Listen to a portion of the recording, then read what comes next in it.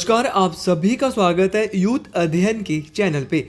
एक बार फिर से मैं आप सभी के बीच एस्पिरेट नवंबर के लिए जीके का पार्ट 28 लेके आ चुका हूँ। देखिए, पार्ट 28 का जो पहला क्वेश्चन है कि हुमायूं की जीवनी किसके द्वारा लिखी गई थी। अगर मैं हुमायूं की जीवनी की बात करता हूँ, हुमायूं की बायोग्राफी की बात करता हूँ, तो इसको लिखा गया था गुलबदन बेगम के द्वारा। तो गुलबदन बेगम के द्वारा तो हुमायूं की जीवनी को लिखा गया था। अगर मैं हुमायूं की बात करता हूँ तो हुमायूं के द्वारा दो फेमस युद्ध लड़े गए थे।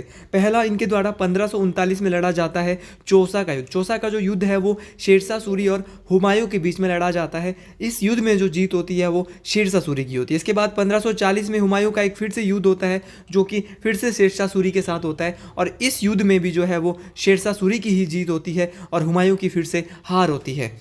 तो इन दोनों युद्धों में जो है वो शेरशाह सूरी जीत जाता है।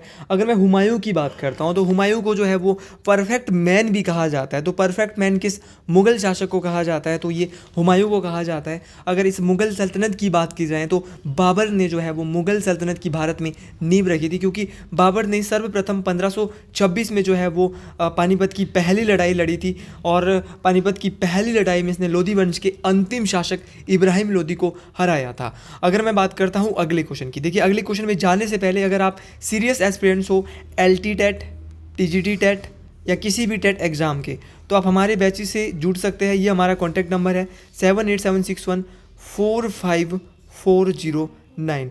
तो आप हमारे बैचेस से जुड़ सकते हैं। ये बैचेस हमारे लिए अवेलेबल आपके लिए जो है, इसमें लाइव प्लस रिकॉर्डेड दोनों क्लासें आपके लिए जो है हमने रखी हुई है। तो आप हमारे इन बैचेस से जल्दी से जल्दी जुड़ सकते हैं, क्योंकि अब इसमें लिमिटेड ही सीट बची है और अब जो है आपके पास मात्र और मात्र 40 दिन है। अगले क्वेश्चन की बात करता हूं कि किसने कांचीपुरम में प्रसिद्ध बैकुंठ पेरुमल मंदिर बनवाए थे। देखिए, जो कांचीपुरम के जो प्रसिद्ध बैकुंठ पेरुमल मंदिर है, इनको नंदीवर्मन सेकंड के द्वारा बनाया गया था। कल के लिए क्वेश्चन ये भी आ सकता है कि जो कांचीपुरम के कैलाश मंदिर है उनको किसने बनाया था। तो कांचीपुरम में जो कैलाश मंदिर है उनको बनाया था नरसिंहवर्मन सेकंड के द्वारा। तो कांचीपुरम के कैलाश मंदिर को बनाया था नरसिंहवर्मन सेकंड के द्वारा, और कांचीपुरम के वैकुंठ पेरुमल मंदिर उनको बनाया था नंदीवर्मन सेकंड के द्वारा। ये जो नरसिंहवर्मन सेकंड है ये शासक थे पल्लव डेंसिटी के। तो याद रखना, पल्लव जो वंश है उनके शासक रहे थे ये।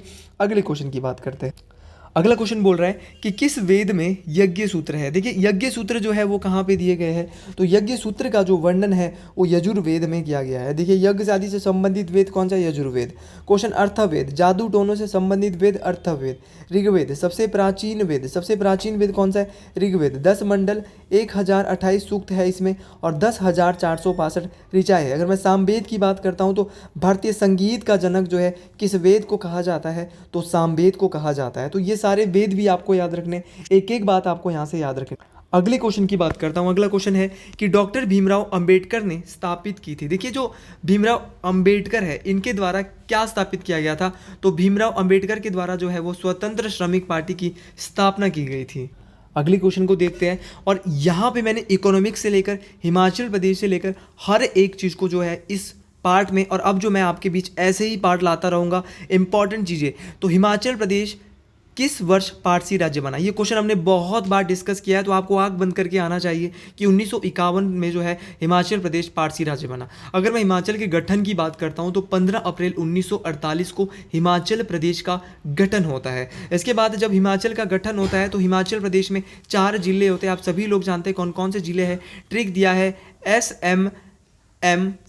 क्या ट्रिक दिया है मैंने? SMS से सिरमौर, मंडी, मासू और चंबा 4 जिले उस समय होते थे जब हिमाचल प्रदेश का गठन हुआ था। इसके बाद हिमाचल प्रदेश पारसी राज्य 1951 में बनता है।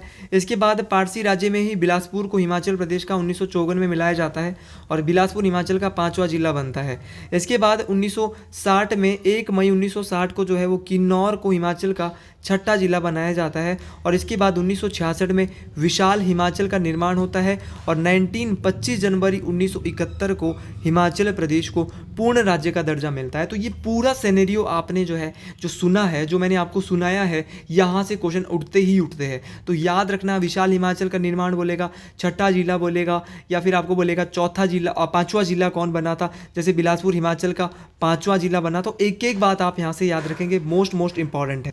अगले क्वेश्चन की बात करता हूँ कि क्षेत्रफल के अनुसार हिमाचल प्रदेश का सबसे बड़ा जिला कौन सा है। अगर मैं एरिया वाइज बात करता हूँ तो एरिया वाइज जो सबसे बड़ा जिला है हिमाचल प्रदेश का वो है लाहौल स्पीति। कितना एरिया है लाहौल स्पीति का, तो बहुत बार डिस्कस कर चुके हैं। 13,841 स्क्वायर किलोमीटर एरिया है लाहौल स्पीति का। और ये परसेंटेज में अगर यहाँ पे देखा जाए तो 24.86%, याद रखना 24.86% है लाहौल स्पीति का एरिया।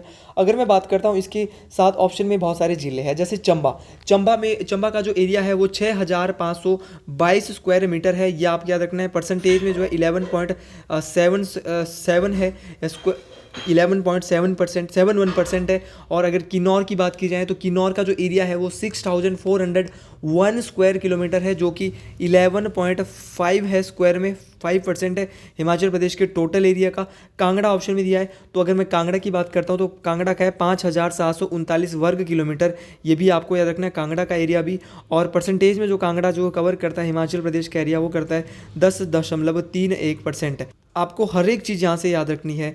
अगले क्वेश्चन की बात करता हूँ कि देहर हिमाचल प्रदेश की किस नदी की सहायक नदी है। अगर देहर की बात की जाए तो देहर जो है वो किसकी सहायक है, पहले भी पढ़ा चुका हूँ।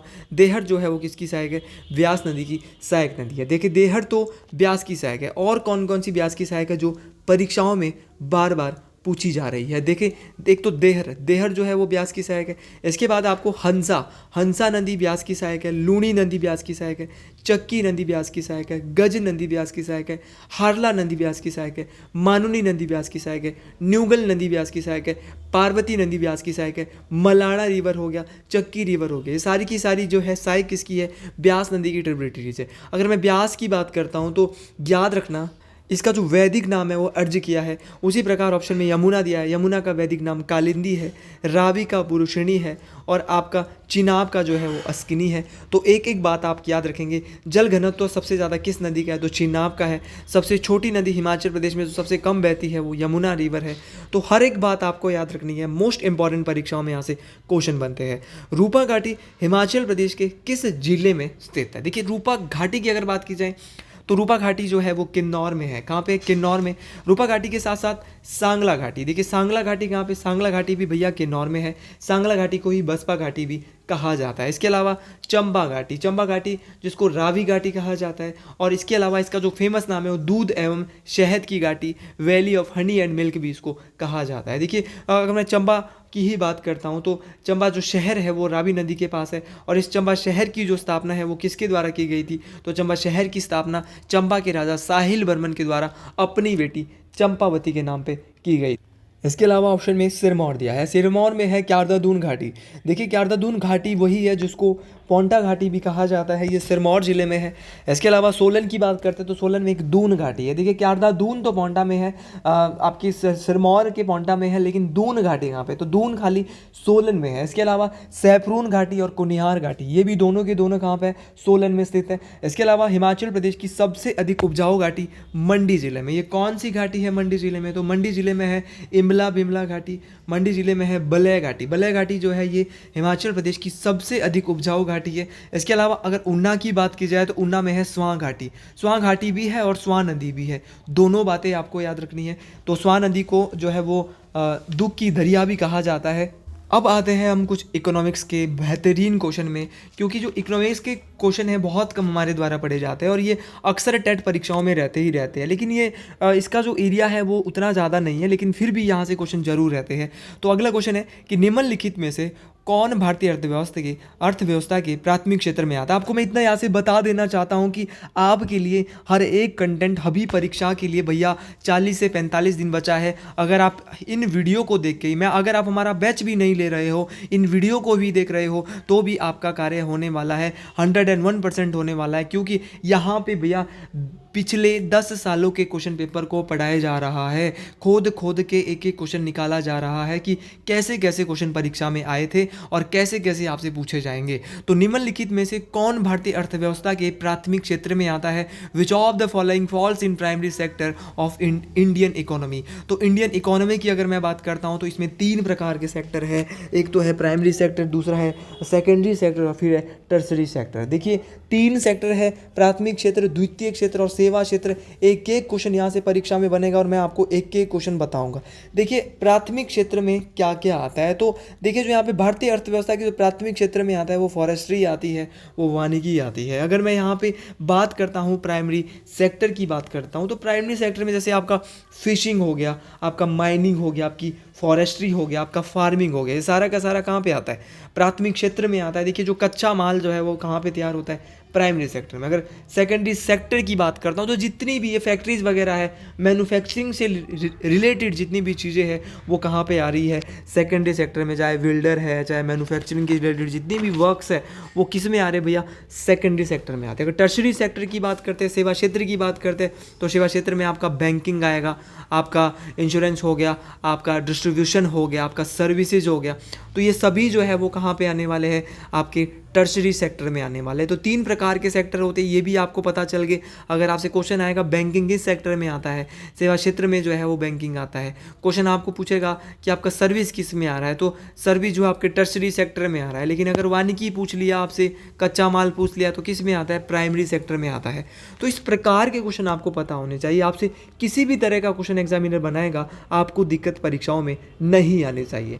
अगला क्वेश्चन है कि प्रथम पंचवर्षीय योजना के दौरान किस वर्ष क्षेत्र की सर्वाधिक योजना लागत थी। देखिए जो पहली पंचवर्षीय योजना थी इसमें जो कृषि की वो क्या थी, सर्वाधिक लागत थी। देखिए जो पहली जो पंचवर्षीय योजना है वो इसका जो साल थी वो 1951 से 1956, याद रखना 1951 से 1956 पहली पंचवर्षीय योजना है। इसके बाद 1956 से 61 तक सेकंड 5 ईयर प्लान आया। फिर थर्ड 5 ईयर प्लान कब आया था, थर्ड 5 ईयर प्लान 1961 से 66। और थर्ड ईयर जो 5 ईयर प्लान था, तीसरी जो पंचवर्षीय योजना थी, इसको गाडगिल योजना भी कहा जाता है। तो किस योजना को गाडगिल योजना कहा जाता है, तो ये तीसरी पंचवर्षीय योजना को गाडगिल योजना के नाम से भी जाना जाता है। क्योंकि क्वेश्चन यहाँ से हर एक इंपॉर्टेंट बन रहा है, हर एक क्वेश्चन यहाँ पे काम लायक है, इसलिए आप एक एक क्वेश्चन को ध्यान से सुन के जाए। अगले क्वेश्चन की बात करते हैं। अगला क्वेश्चन बहुत ही अच्छे लेवल का क्वेश्चन है और आसान भाषा का ये क्वेश्चन है। क्वेश्चन बोल रहा है कि रजत क्रांति किसके उत्पादन से संबंधित है। अगर रजत क्रांति की बात की जाए, स्पेसिफिक रूप से रजत क्रांति की बात की जाए, तो अगर मैं रजत क्रांति की बात करता हूँ तो ये येलो रेवोल्यूशन। देखिए भैया जो जो रजत क्रांति है वो येलो रेवोल्यूशन, रजत क्रांति जो है एग से संबंधित है, अंडों से संबंधित है। तो रजत क्रांति जिसको हम सिल्वर रेवोल्यूशन बोलते हैं, ये तो संबंधित है एग से। इसके बाद बात करते हैं येलो रेवोल्यूशन की। तो येलो रेवोल्यूशन जो संबंधित है आपका वो है ऑयल सीड से। तो ऑयल सीड से संबंधित है भैया या येलो रेवोल्यूशन। अगर ब्लैक रेवोल्यूशन पूछा जाएगा तो काला जो हमारा काली जो क्रांति है वो किससे है, तो वो पेट्रोलियम से संबंधित है। उसी प्रकार ब्लू रेवोल्यूशन जो है वो फिशरीज से संबंधित है, फिश से संबंधित है। रेड रेवोल्यूशन जो है वो टमेटो और टमेटो आपका जो है ये मीट वगैरह हो गया उससे संबंधित, चिकन वगैरह से संबंधित है, मांस भी आप बोल सकते हो इसको।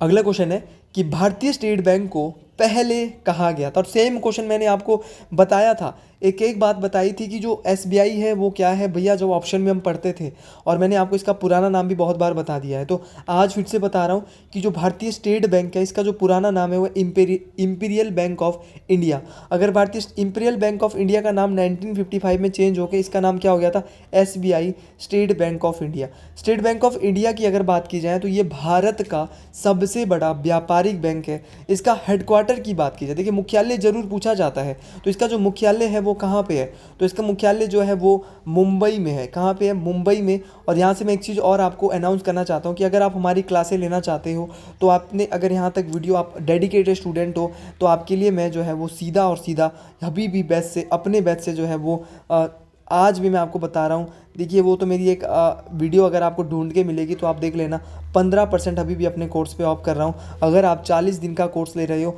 तो इसमें कहीं ना कहीं आपको जो है अभी छूट मिलने वाली है। अभी भी आपके पास 40 से 45 दिन बाकी है। आप हमारी सारी वीडियोस को देखकर, जिसमें लाइव प्लस रिकॉर्डेड दोनों वीडियो रहती है, एक से एक हमारे पास इसमें स्ट्रेटजी रहने वाली है, तो आप हमसे ज़रूर जुड़ सकते हैं, क्योंकि भैया आपका इसमें बहुत ही अच्छा फ़ायदा होने वाला है। क्योंकि अगर आप भी क्रैक करना चाहते हो अपना टेट तो ज़रूर आप हमसे जुड़िए।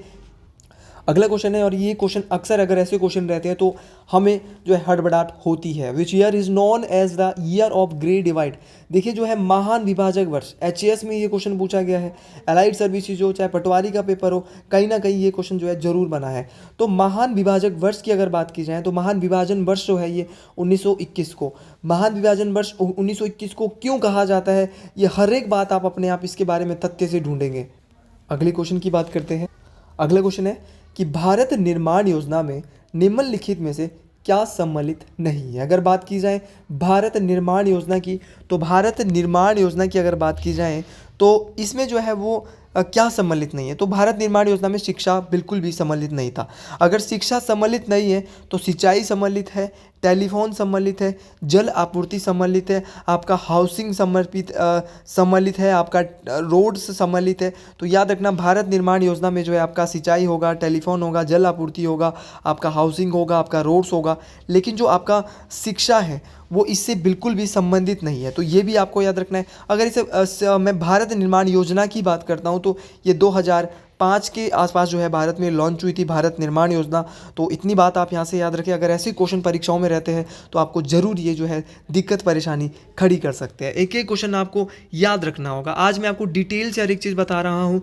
भारत में प्रथम बार कागजी मुद्रा को कब शुरू हुई थी। तो भारत में अगर उससे पहले एक क्वेश्चन और पढ़ते हैं कि आम आदमी बीमा योजना एक बीमा स्कीम है। बिल्कुल योजना स्कीम है जी, जो ग्रामीण भूमिहीन परिवारों के लिए शुरू की गई है, डैश के द्वारा शुरू की गई। तो आम आदमी बीमा योजना एक स्कीम है और इसको किसके द्वारा शुरू किया गया है। तो देखिए जो आम आदमी बीमा योजना जो स्कीम है ये 2007 के आसपास जो है इसको इंट्रोड्यूस किया गया था। और इंट्रोड्यूस किया गया था इस समय आई थी जो ये आम आदमी बीमा योजना है, इसको एलआईसी के द्वारा जो है लाइफ इंश्योरेंस कॉरपोरेशन, किसके द्वारा, बहुत बार टेट परीक्षाओं में फुल फॉर्म पूछी है तो गलती नहीं करेंगे। क्या फुल फॉर्म है? लाइफ इंश्योरेंस कॉरपोरेशन के द्वारा इसको जो है लाया गया था।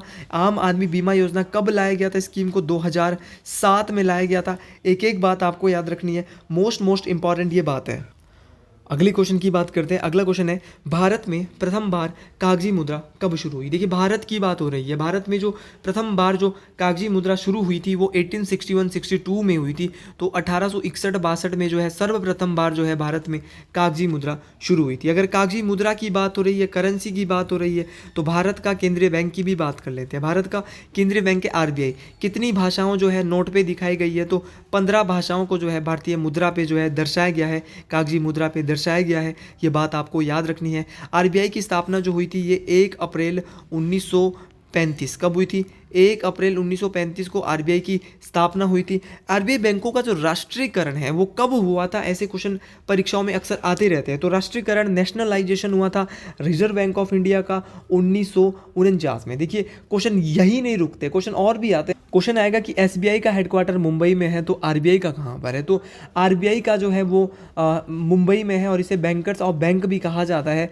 और आरबीआई के जो गवर्नर है वर्तमान में वो कौन है? तो इनका नाम है शक्तिकांत दास। अगले क्वेश्चन की बात करते हैं और यहाँ से मैं आपको हर एक चीज़ को डिस्कस कराने वाला हूँ। आप ये बात जो है ध्यान से सुन ले, क्योंकि आज अभी मैं थोड़े संगठन आपको यहाँ से बताने वाला हूँ। आप यहाँ से कहीं नहीं भागे, क्योंकि यहाँ से मैं 1 नंबर आपका अंत में जो है वो पक्का करा रहा हूँ। वर्ल्ड इकोनॉमिक आउटलुक रिपोर्ट किसके द्वारा प्रकाशित की गई? तो ये वर्ल्ड इकोनॉमिक जो आउटलुक जो ये जो रिपोर्ट है इसको लाया गया था किसके द्वारा? आईएमएफ, इंटरनेशनल मॉनेटरी फंड के द्वारा। कब ये आईएमएफ बना था? तो ये बना था 1945। अगर आपको आईएमएफ का सदस्य बनना है तो आपको विश्व बैंक के एक भाग आईबीआरडी का भी क्या बनना होगा? सदस्य बनना होगा। ये बात आपको याद रखनी है। International bank for reconstruction development, IBRD का पूरा नाम है। आईबीआरडी जो है विश्व बैंक का ही एक भाग है। विश्व बैंक की स्थापना भी 1944-45 के आसपास ही हुई थी। ये बात आपको याद रखना है। विश्व बैंक, आईएमएफ का हेडक्वार्टर की बात करता हूँ तो ये वाशिंगटन डीसी में है। विश्व बैंक का कहाँ पर है? तो इनका भी जो है वो सेम जगह पर ही है। तो आपको ये दोनों की दोनों बातें याद रखनी है। देखिए जो विश्व बैंक है वो कर्जा देता है सिर्फ विकासशील बैंकों को। कैसे बैंकों को? विकासशील बैंकों को। लेकिन आईएमएफ जो कर्जा देता है वो विकासशील और विकसित दोनों प्रकार के देशों को जो है आईएमएफ जो है वो क्या देता है, कर्जा देता है। ये बात आपको याद रखनी है। आईएमएफ देशों की तो भैया अपनी मुद्रा भी है और उस मुद्रा का नाम है एसडीआर। एसडीआर का पूरा नाम है स्पेशल ड्राइंग राइट्स। क्या नाम है? Special drawing rights. किसकी मुद्रा है एसडीआर? बोलेंगे सर आईएमएफ की अपनी मुद्रा है एसडीआर। इसके अलावा बहुत सारे संगठन हैं भैया। यूएनओ की बात करते हैं, यूनाइटेड नेशन ऑर्गेनाइजेशन, स्थापना कब हुई थी? 24 अक्टूबर 1945।